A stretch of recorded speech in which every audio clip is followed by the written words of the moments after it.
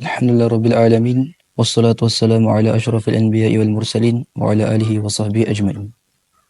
Assalamualaikum warahmatullahi wabarakatuh.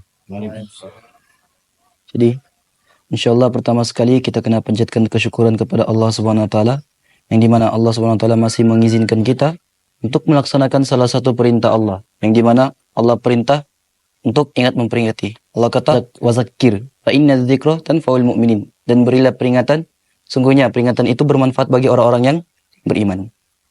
Jadi, tajuk yang saya akan bawakan yaitu tentang kemanisan iman. Jadi, bila kita sebut kemanisan iman, iman itu ada rasa. Iman ada rasa, yaitu manis ataupun tawar. Jadi hari ini kita mau tengok diri kita, sama ada iman yang kita ada tuh manis ataupun tawar. Bila mana seseorang tuh merasa kemanisan iman, maka apabila dia ditimpa apa-apa perkara pun, dia akan merasa lazat. Dia dapat nikmat, dia rasa lazat. Dia ditimpa musibah pun dia rasa lazat. Kalau dia dapat nikmat, dia rasa lazat, itu sudah jelas sebab dia mendapat nikmat. Tapi macam mana pula apabila ditimpa musibah dia rasa lazat? Yaitu dengan cara apabila dia ditimpa musibah, dia kena bersabar. Sebab apa? Allah kata dalam surah Az-Zumar ayat 10, A'udzubillahi minasyaitonirrajim, innama yuwaffas sabiruna ajruhum bighairi hisab. Sungguhnya Allah sempurnakan bagi orang-orang yang bersabar ni pahala tanpa batas. Kemudian apabila dia mendapat pahala tu, maka dia akan merasa lazat. Jadi dia akan rasa lazat apabila ditimpa musibah, dan khususnya apabila beribadat. Bersedekah kan, baca Al-Quran, senyum kepada orang lain, terutama sekali dalam solat, dia akan rasa lazat. Tapi syarat dia kena rasa kemanisan iman.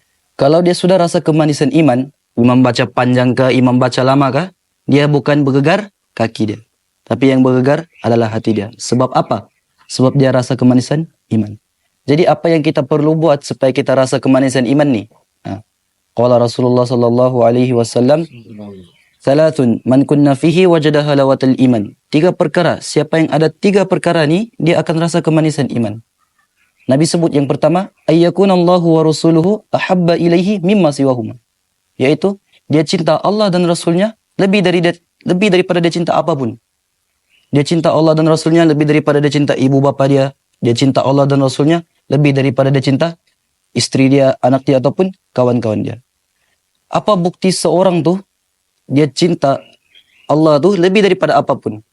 Contoh dia, mungkin ada seorang laki ni, dia tengah bermain dengan anak dia, ataupun dia tengah bersembang-sembang dengan istri dia, ataupun dia tengah bercerita dengan kawan-kawan dia. Apabila azan berkumandang, dia tinggalkan semua perkara tuh semata-mata dia untuk sahut panggilan Allah Subhanahu wa taala.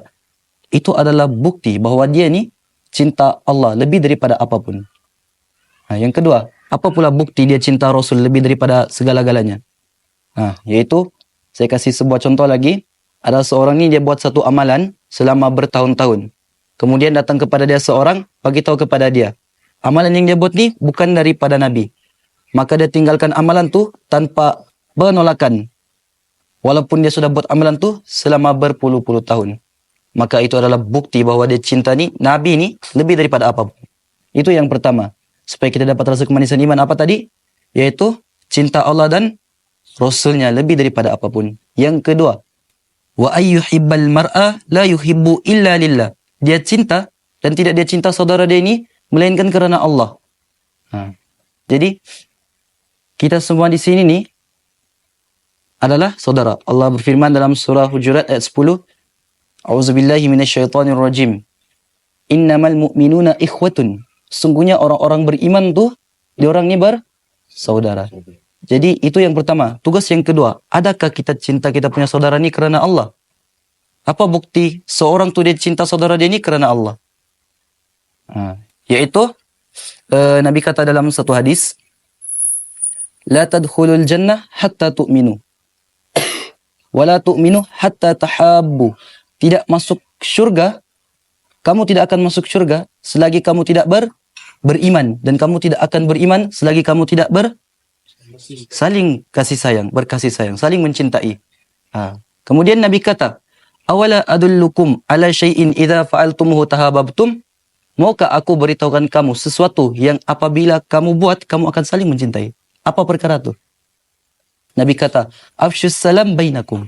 Sebarkan salam di antara kamu. Itu adalah bukti bahwa kita cinta saudara kita ini karena Allah. Kita bagi salam. Kepada siapa kita bagi salam? Nah, Nabi sebut lagi dalam satu hadis. Wa taqra'us salam ala man arafta wa man lam ta'rif. Dan berilah salam kepada orang yang kamu kenal dan kamu tidak kenal.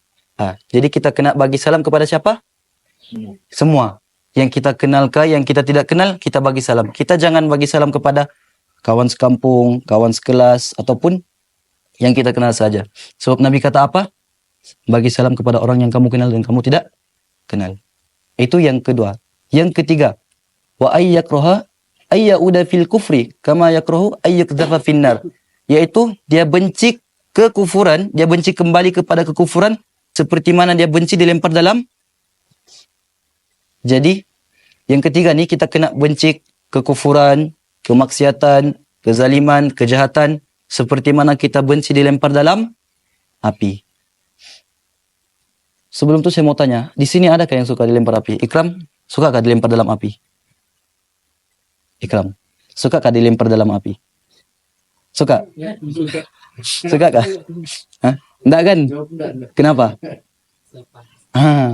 Sebab api itu sifatnya panas dan membakar. Jadi kita kena benci buat kemaksiatan dan kekufuran, kejahatan tuh seperti mana kita benci kita dilempar dalam api. Jadi kalau kita sudah kalau kita sudah ada 3 perkara nih, kita akan rasa kemanisan iman. Dan kalau kita sudah rasa kemanisan iman, kita akan, apabila kita buat satu amalan tuh, kita akan rasa mau buat lagi, dan mau buat lagi. Kita tidak akan rasa penat, letih, ataupun terasa berat. Jadi, semoga apa yang saya sampaikan nih bermanfaat kepada yang mendengar, terutama kepada diri saya sendiri. Apa yang baik datang daripada Allah, apa yang buruk atas kelemahan saya. Kalau sekiranya saya tersilap ataupun terkasar bahasa, saya minta maaf. Kita akhiri majlis dan tasbih kifarah. Subhanakallahumma wa bihamdika asyhadu an la ilaha illa anta astaghfiruka wa atubu ilaik.